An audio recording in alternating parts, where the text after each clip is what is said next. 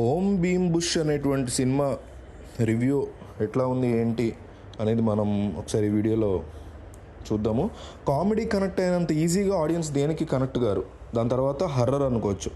నవ్విస్తూ ఏ కథ చెప్పినా ఊగొట్టేస్తారు. అందులో లాజిక్లు విపరీతంగా ఉండక్కర్లేదు, కానీ కాస్త కథ ఉంటే పెద్ద మనసుతో క్షమిస్తారు. అందుకే కామెడీ కథలు కలకాలం మనగలుగుతూ ఉంటాయి. చిన్న చిన్న హీరోలకి ఎంటర్టైనర్లు శ్రీరామ రక్ష అవుతాయి.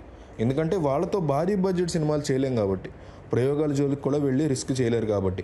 ఇలాంటి పరిస్థితుల్లో కామెడీ కథలు ఆదుకుంటూ ఉంటాయి. గత ఏడాది సామాజ వర్గమనతో మంచి హిట్ కొట్టాడు శ్రీ విష్ణు. అది హిలేరియస్ ఎంటర్టైనర్. అందుకే మరోసారి కామెడీని నమ్ముకుని ఓం భీమ్ బుష్ చేశాడు.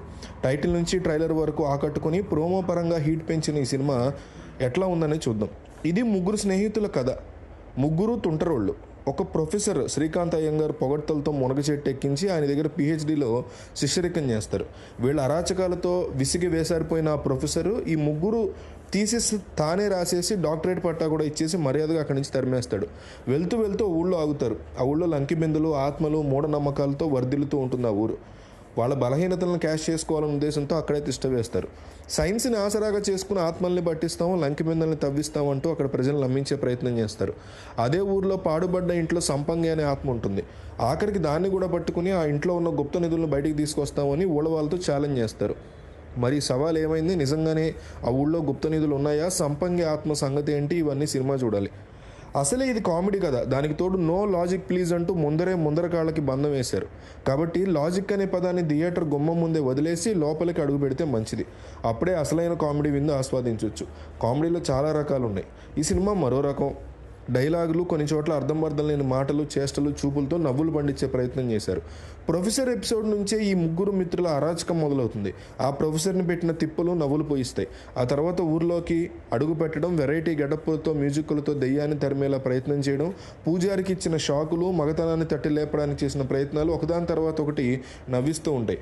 సిచ్యువేషన్ కామెడీ అంటారే అట్లా. ఇక్కడ కూడా సిచ్యువేషన్లకే కామెడీ పండిస్తుంది. అయితే సన్నివేశం నుంచి పుట్టే కామెడీ కంటే ఆయా సంభాషణలో ఉండే మెరుపులే చాలా సన్నివేశాలను నిలబెట్టాయి.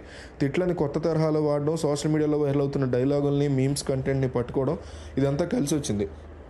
వేణుస్వామి, బిగ్ బాస్, మొగల్ రేకుల్ సీరియల్లో ఆర్కే నాయుడు ఇలాంటి డైలాగులతో సోషల్ మీడియాతో టచ్లో ఉండేవాళ్ళు పడి నవ్వుకుంటారు. కొన్ని అడల్ట్ జోకులు ఉన్నాయి, కాకపోతే వాటిని వీళ్ళంత పాష్గా చెప్పే ప్రయత్నం చేశారు.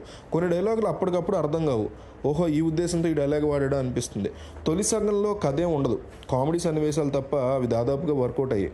సంపంగి ఉన్న మహల్లో ఈ మిత్రత్రయం అడుగు పెట్టడం దగ్గర నుంచి సెకండ్ హాఫ్ మొదలవుతుంది. అక్కడే అసలు కథ దాగుంది. అసలు సంపంగి ఎవరు, అతని కథ ఏంటి అని తెలుసుకోవడానికి మనకు ఆతృత ఉంటుంది. దెయ్యం ఎపిసోడ్లో హర్రర్ ఎలిమెంట్ కావాల్సినంత సృష్టించవద్దు. అయితే అక్కడ కూడా డైరెక్టర్ వినోదాన్ని పండించాడు. సంపంగి తన కథ తాను చెప్పుకునేంత వరకు ఈ సినిమా కామెడీ పందాలో సాగుతుంది. ఆ తర్వాత సంపంగి కథ మొదలవడంతో కొత్త ఎమోషన్స్ యాడ్ అవుతుంది. గే లవ్ స్టోరీ చాలామందికి ఎక్కకపోవచ్చు. పైగా ఎప్పుడైతే దెయ్యం హీరోతో లవ్లో పడిపోతుందో అక్కడ హారర్తో పాటు కామెడీ కూడా మిస్ అవుతుంది. క్లైమాక్స్ చాలా సాదాసీదాగా ఉంది. ఇప్పుడు వరకు ఈ సినిమా రాసిన డైరెక్టరే క్లైమాక్స్ కూడా డిజైన్ చేశాడా అనిపిస్తుంది. ఎందుకంటే క్లైమాక్స్ కట్టుదిట్టంగా రాసుకోవడం కూడా అక్కడ కూడా ఫన్ సృష్టించడం చేసి ఉంటే ఓం భీమ్ బుష్ రేంజ్ మరోలా ఉండేది. చివరిలో ఏదో సందేశం చేరవేయాలన్న తాపత్రయంలో దర్శకుడు లాజిక్తో పాటు కామెడీని కూడా వదిలేశాడు. శ్రీ విష్ణు ప్రామిసింగ్ నటుడు, తన కామెడీతో ఈజ్ ఉంది. ఈ సినిమాలో తనదైన శైలిలో కామెడీ పండించాడు. ఈసారి డైలాగ్ డెలివరీ కూడా కొత్తగా అనిపించింది. కొన్ని డైలాగులు తన బాడీ లాంగ్వేజ్ వల్ల, పలికే విధానం వల్ల ఫన్ సృష్టించాయి. తన సినిమాలో తనే కనిపించాలన్న తాపత్రయం పక్కన పెట్టిన ప్రియదర్శి రాహుల్ రామకృష్ణ కూడా సమానమైన చోటిచ్చాడు. ఈ ముగ్గురు స్క్రీన్ ప్రెజెన్స్, వాళ్ళ కెమిస్ట్రీ సినిమాకి బలం. కొన్ని సన్నివేశాలు దర్శకుడు రచన నైపుణ్యం వల్ల పేలితే, ఇంకొన్ని ముగ్గురి కామెడీ టైమింగ్ వల్ల పేలాయి. హీరోయిన్ పాత్రకి సరైన ప్రాధాన్యత లేదు, బలమైన విలన్ కూడా కనిపించడు. ఇలాంటి కథని చెప్తే అర్థం చేసుకోవడం కష్టం. దర్శకుడు విజువలైజేషను, తన రైటింగ్ స్కిల్స్ని నమ్మి పని అప్పచెప్పడమే. శ్రీ విష్ణు అదే చేశాడు. ఈ నమ్మకాన్ని హర్ష నిలబెట్టుకున్నాడు. అసలు కథలో కొత్త విషయం ఏమీ లేకపోయినా సీన్లలో ఈ సినిమాని నడిపించేశాడు.